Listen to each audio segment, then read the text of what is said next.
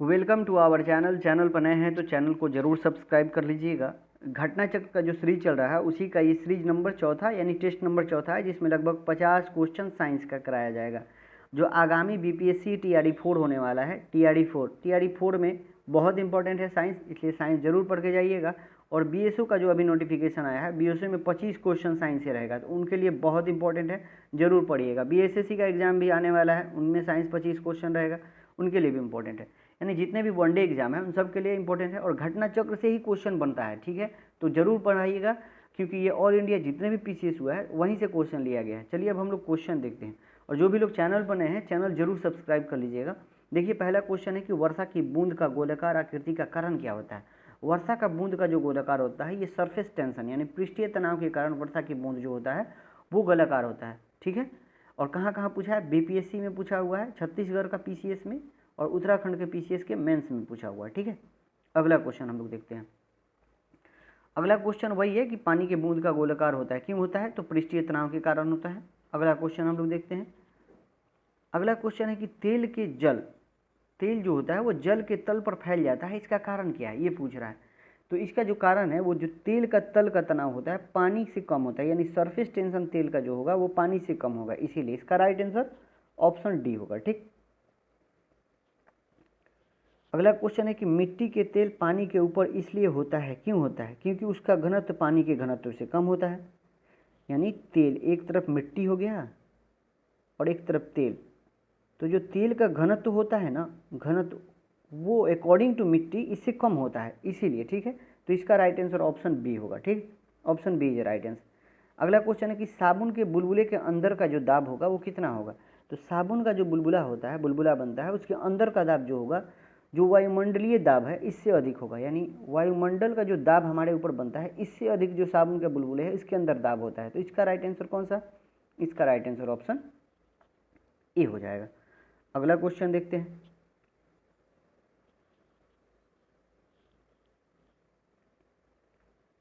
अगला क्वेश्चन है कि यदि साबुन के दो भिन्न भिन्न व्यास के बुलबुले को एक नली द्वारा एक दूसरे के संपर्क में लाया जाए तो क्या घटित होगा। दो बुलबुला है, एक छोटा एक बड़ा मान लेते हैं। अगर दोनों को आपस में मिलाएंगे ना, तो छोटा बुलबुला और छोटा होगा और बड़ा बुलबुला और बड़ा हो जाता है। तो इसका राइट आंसर ऑप्शन बी होगा। क्या होगा, option B is right answer.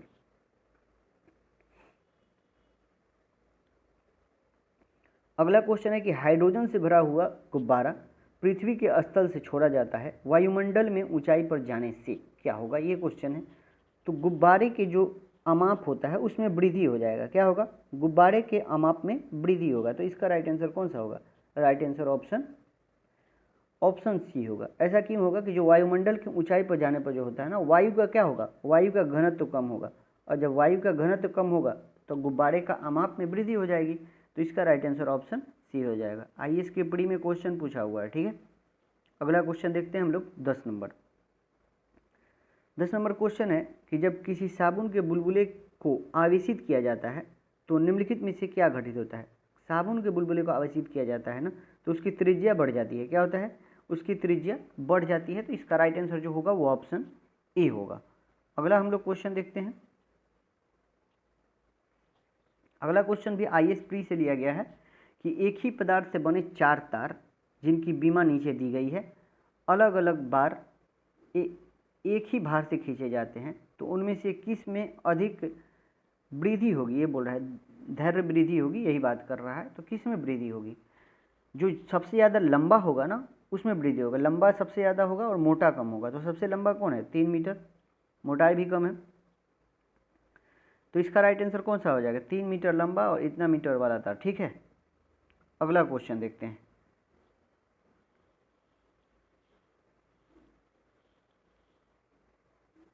अगला क्वेश्चन जो है कह रहा है कि यदि केशिकत्व की परिघटना नहीं होती तो, अगर केशिकत्व की घटना नहीं होता तो क्या क्या होता, यही क्वेश्चन है। कहता है केरोसिन की दीप का उपयोग मुश्किल हो जाता है, बात तो सही है, ये केशिकत्व की घटना पर उपयोग है। कोई मृद पेय का उपभोग करने के लिए स्ट्रॉ का प्रयोग नहीं कर पाता, ऐसा बात नहीं है, ये गलत है। स्याही शोक पत्र काम करने में विफल हो जाता, हाँ ये बात सही है।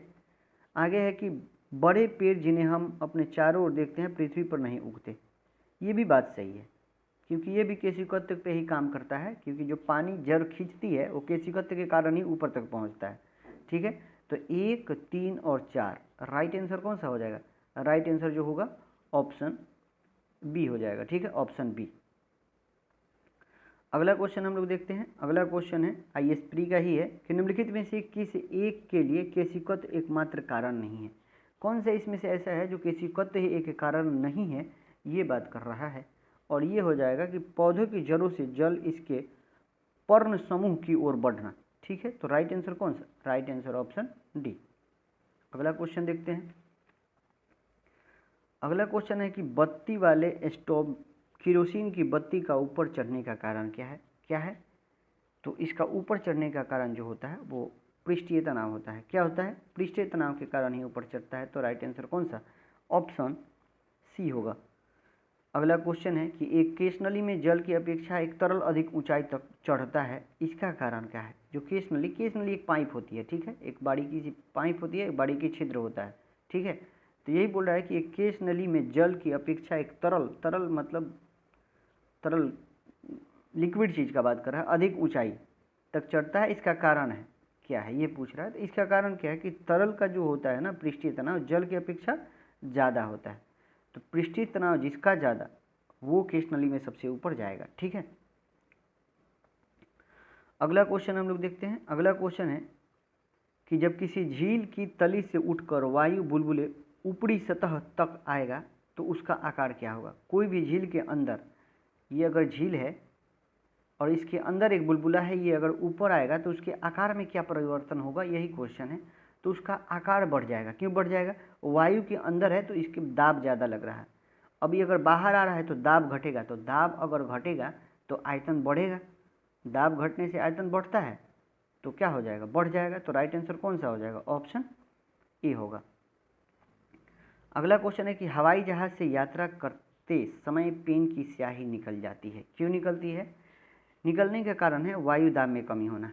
जितने ऊपर जाएंगे ना तो वायु दाब में कमी आता है, और वायु दाब में कमी के कारण जो होता है, जो स्याही होता है पेन का, वो निकल जाता है। क्योंकि जो पेन का स्याही बनता है वो पृथ्वी तल पे जो दाब लगता है उसी हिसाब से बनाया जाता है। अब जैसे ऊपर जाएंगे तो दाब कम हो जाएगा, दाब कम होगा तो जो स्याही है उसके अंदर प्रेशर ज़्यादा रहता है तो बाहर निकल जाता है। ठीक है, तो इसका राइट आंसर ऑप्शन। अगला क्वेश्चन देखते हैं। अगला क्वेश्चन है कि ऑटोमोबाइल में हाइड्रोलिक ब्रेक का कार्य करने का सिद्धांत है। जो हाइड्रोलिक ब्रेक है, ये सिद्धांत किसने दिया है, ये बात कर रहा है। तो ये सिद्धांत पास्कल ने दिया है। किसने दिया था? पास्कल ने दिया था। तो राइट आंसर कौन सा हो जाएगा? ऑप्शन डी हो जाएगा। Option D is right answer. अगला क्वेश्चन देखते हैं। अगला क्वेश्चन है कि बैरोमीटर पठन का अचानक गिरावट हो जाने से निम्नलिखित में से कौन सी एक मौसम दशा इंगित करते हैं? अचानक गिरावट होगा तब बात कर रहा है। अगर अचानक गिरावट होगा तो इनमें से कौन सा घटना होगा, ये बताना है। तो तूफानी मौसम, अगर एकदम अचानक गिर गया बैरोमीटर तो तूफान आएगा। ठीक है, अगर धीरे धीरे ऊपर जा रहा है तो मौसम बहुत अच्छा रहेगा। अगला क्वेश्चन देखते हैं।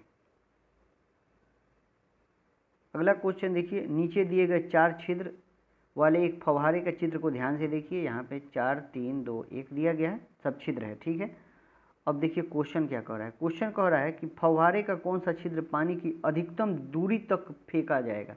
देखो, जितना ज़्यादा प्रेशर रहेगा वहाँ से पानी ज़्यादा तेज निकलेगा। तो प्रेशर सबसे ज़्यादा किस में है? यहाँ नीचे वाले में प्रेशर रहेगा तो यहाँ से ज़्यादा फव्वारा निकलेगा। तो इसलिए राइट आंसर ऑप्शन डी। अगला क्वेश्चन है कि ताप बढ़ने से द्रव की श्यानता पर क्या प्रभाव पड़ता है। अगर ताप बढ़ाइएगा ना तो द्रव का जो श्यानता है उस पर क्या प्रभाव पड़ेगा, ये क्वेश्चन पूछ रहा है। तो क्या हो जाएगा? श्यानता घट जाएगा। तो राइट आंसर कौन सा हो जाएगा? राइट आंसर जो होगा वो ऑप्शन बी हो जाएगा। ठीक है, अगला क्वेश्चन देखते हैं। अगला क्वेश्चन है कि सबसे ज़्यादा श्यानता क्या है। बीपीएससी 66वीं में पूछा हुआ है। तो इसमें से सबसे ज़्यादा श्यानता का बात करेगा ना तो शहद है। शहद सबसे ज़्यादा गाढ़ा का बात कर रहा है। तो गाढ़ा सबसे ज़्यादा कौन है? शहद है। श्यानता उसी को बोलते हैं, गाढ़ापन को। अगला क्वेश्चन देखते हैं कि निम्नलिखित में से कौन सबसे अधिक श्यान है। श्यान कौन है? शहद है। कौन है? शहद है। अगला क्वेश्चन हम लोग देखते हैं। अगला क्वेश्चन जो है, अगला क्वेश्चन कह रहा है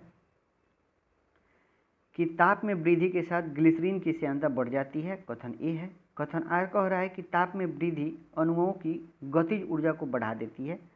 और ऑप्शन देखिएगा तो ऑप्शन से समझ में आ जाएगा आपको।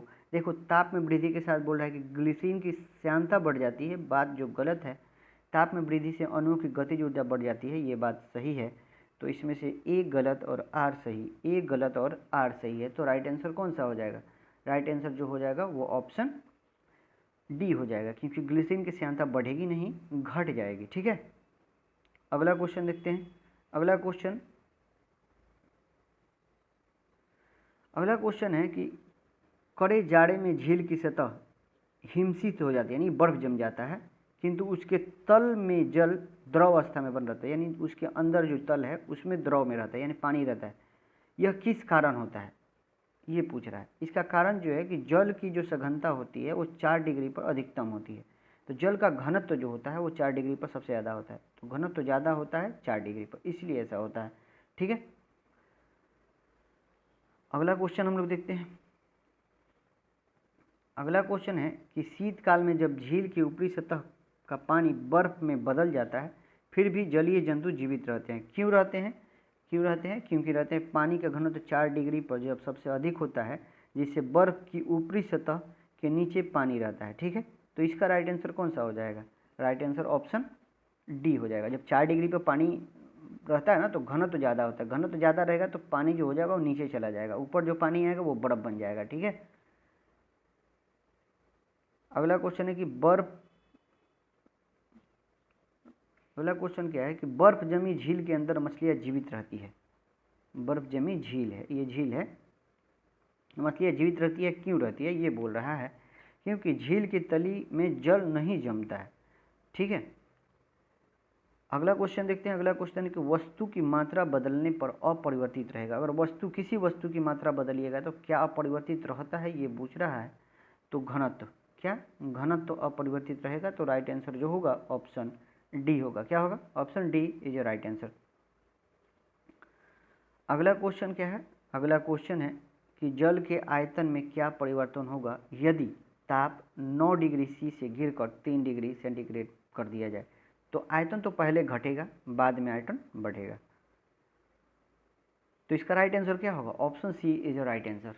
क्यों होगा कि 9 डिग्री से 4 डिग्री तक यदि जल को ताप गिराया जाएगा तो 4 डिग्री पर जल का जो घनत्व होता है ना, घनत्व सबसे अधिक होता है, और घनत्व जो होता है वो आयतन का उल्टा होता है, तो वहाँ आयतन कम हो जाएगा।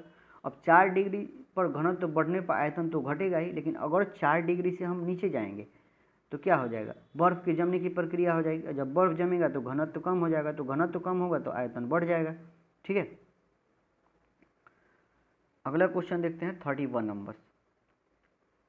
31 नंबर क्वेश्चन क्या कह रहा है कि 100 डिग्री सी पर भाप तथा 100 डिग्री सी पर उबले जल में ऊष्मा की मात्रा एक समान होती है। बात तो गलत है।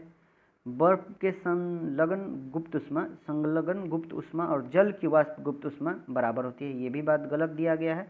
वातानुकूलन की कक्ष वायु के वाष्प कुंडली में ऊष्मा का निष्कर्षण होता है और द्रवनित्र कुंडली में ऊष्मा का निःसरण होता है, ये बात सही दिया गया है। तो इसका राइट आंसर जो हो जाएगा, केवल 3 सही है, केवल 3 सही है, क्योंकि जो 100 डिग्री का भाप होता है ना, उसमें 540 कैलोरी ऊष्मा होता है, 100 डिग्री में 100 डिग्री होता है। ठीक है, यहाँ बर्फ का गुप्त ऊष्मा बात करेगा तो 80 कैलोरी होता है और वाष्प का होता है 540। ठीक, तो ये दोनों गलत दिया गया है, खाली इसमें सी सही है। ठीक है, 3 इसमें ऑप्शन है यहाँ पे केवल 3।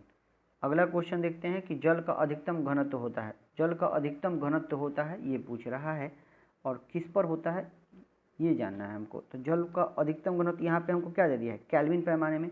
अब केल्विन पैमाने में दिया है तो इसको सेल्सियस में बदला जा सकता है।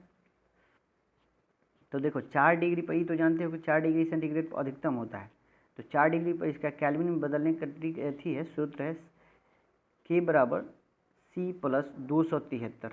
क्या है? C plus 273। अब देख लो सी का मान दे दिया है 4 प्लस 273 कितना हो गया?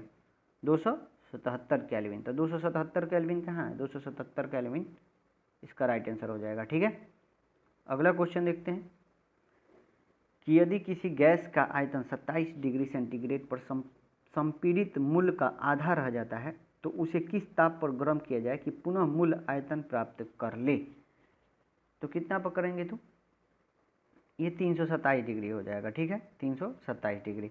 अगला क्वेश्चन हम लोग देखते हैं। अगला क्वेश्चन है कि किस नियम के अनुसार समान ताप और दाब पर सभी गैसों के निश्चित आयतन के अणुओं की संख्या समान होती है। ये क्वेश्चन पूछ रहा है, तो किसके अनुसार हो जाएगा ये, तो अवोगैद्रो बोलते हैं इसको, क्या बोलते हैं, अवोगैद्रो का नियम, ठीक है। तो राइट आंसर को हो जाएगा ऑप्शन डी। 67 बीपीएससी का क्वेश्चन है ये। अगला क्वेश्चन हम लोग देखते हैं। अगला क्वेश्चन जो है छत्तीसगढ़ पीसीएस से लिया गया है। कह रहा है कि निम्नलिखित में से किन परिस्थितियों में एक कंटेनर में भरे हुए कार्बन डाइऑक्साइड के अणुओं के बीच की दूरी बढ़ेगी। तो कंटेनर का आयतन बढ़ेगा, बढ़ाने पर, हाँ ये बात सही है, कंटेनर का अगर आयतन बढ़ा देंगे तो बढ़ेगा, यानी CO2 का अणुओं के बीच की दूरी बढ़ जाएगी। हाँ एक तो सही है। कंटेनर में कुछ कार्बन डाइऑक्साइड गैस को लीक करने पर, हाँ लीक करेंगे फिर भी बढ़ जाएगा उस अणुओं के बीच की दूरी, दोनों सही है। आगे बोल रहा है कि कंटेनर के अंदर हवा का दबाव बढ़ाने से, नहीं दबाव बढ़ाओगे तो और सिकुड़ेगा वो लोग। फिर कंटेनर के आकार में बिना बदलाव किए कार्बन डाइऑक्साइड गैस डालने पर, नहीं, फिर भी ये नहीं होगा। 1 और 2 सही दिया गया है, तो 1 और 2 इज द राइट आंसर। अगला क्वेश्चन देखते हैं। अगला क्वेश्चन है कि लोहे का एक गोला पारद में तैरता है किंतु पानी में डूब जाता है, ये दिया गया है, ठीक है। फिर कह रहा है कि लोहे की अपेक्षिक घनत्व पारद की अपेक्षिक घनत्व से अधिक होता है, ये बात गलत है और ये बात सही है। जो लोहा होता है, लोहे का गोला पारा में, मतलब पारा में तैरता है और पानी में डूब जाता है। पारा में तैरने का कारण क्यों है कि लोहे का जो घनत्व होता है वो पारा से कम होता है, न कि ज़्यादा होता है, जो यहाँ पे ज़्यादा दे दिया है, इसलिए ये गलत हो जाएगा। तो यानी ये सही है और आर गलत है, ठीक है, ये सही है और आर गलत है। IAS प्री 2002 में पूछा हुआ है। अगला क्वेश्चन है कि लोहे की कील पारे में क्यों तैरती है जबकि वह पानी में डूब जाती है, इसका कारण क्या है। तो वही है कि लोहे क्यों डूब जाती है, तो वही है कि लोहे का घनत्व जो होता है वो पानी से अधिक होता है लेकिन पारा से कम होता है, ठीक है। अगला क्वेश्चन देखते हैं। अगला कह रहा है कि एक सुई पानी में डूब जाती है जबकि लोहे से बना जहाज पानी में तैरता है, क्यों।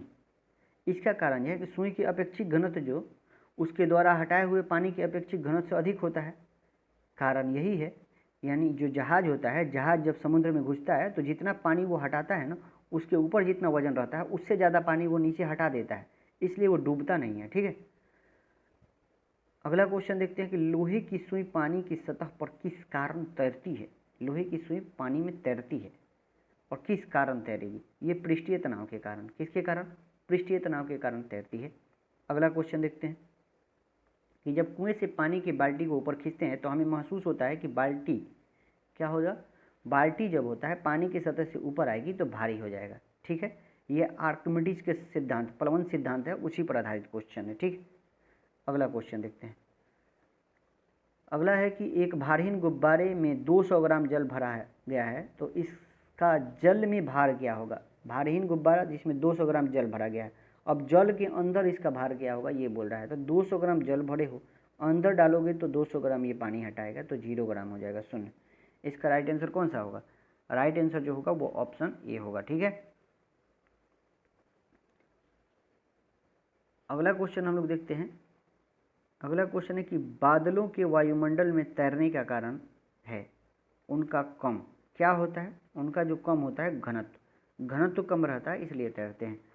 अगला क्वेश्चन देखते हैं। अगला क्वेश्चन है कि समुद्र में प्लवन करते हुए आइसबर्ग का कितना भाग समुद्र की सतह के ऊपर होता है। तो कितना भाग ऊपर होता है, तो 1/9 भाग होता है, ठीक है। जो समुद्र में जो बर्फ तैरता है वो उसका 1/9 भाग ही ऊपर दिखता है, ठीक है। अगला क्वेश्चन है कि पानी के एक गिलास एक बर्फ का टुकड़ा तैर रहा है, जब बर्फ पिघलती है तो पानी के स्तर में क्या प्रभाव पड़ेगा, कोई प्रभाव नहीं पड़ेगा, उतना ही रहेगा, क्योंकि जो बर्फ उसमें तैर रहा है ना, और जितना दूर पानी हटाया है उतना ही बर्फ जब पूरा गल जाएगा तो पानी उतना ही लेगा, ठीक है, इसलिए तो कोई असर नहीं पड़ेगा। तो राइट आंसर जो होगा वो ऑप्शन सी हो जाएगा, ठीक।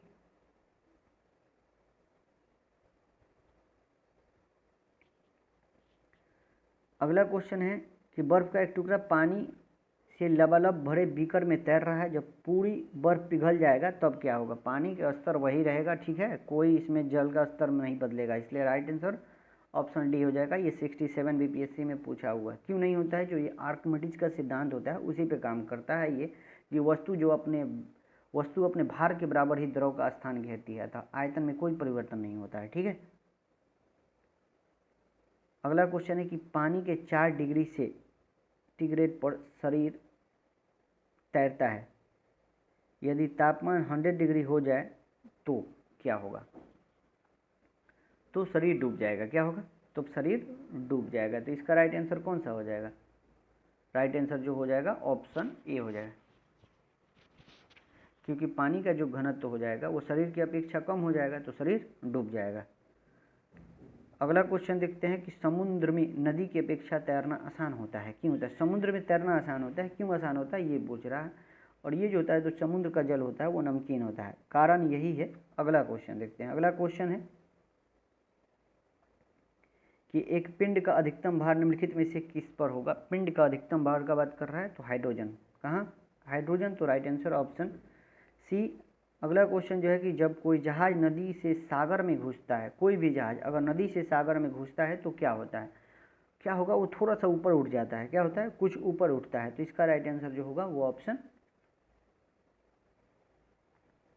ए होगा। और आज का अंतिम क्वेश्चन जो है देख लेते हैं हम। आज का अंतिम क्वेश्चन है कि जब कोई जहाज नदी से निकलकर सागर में प्रवेश करता है तो वह कुछ ऊपर उठ जाता है। ये बात सही है। सागर के जल का घनत्व नदी के जल के घनत्व से अधिक होता है, कारण यही है, ठीक है। और दोनों ये पुष्टि भी करता है, तो इसलिए राइट आंसर ऑप्शन ए। आज के लिए इतना ही, मिलते हैं अगले वीडियो में। जय हिंद, जय भारत।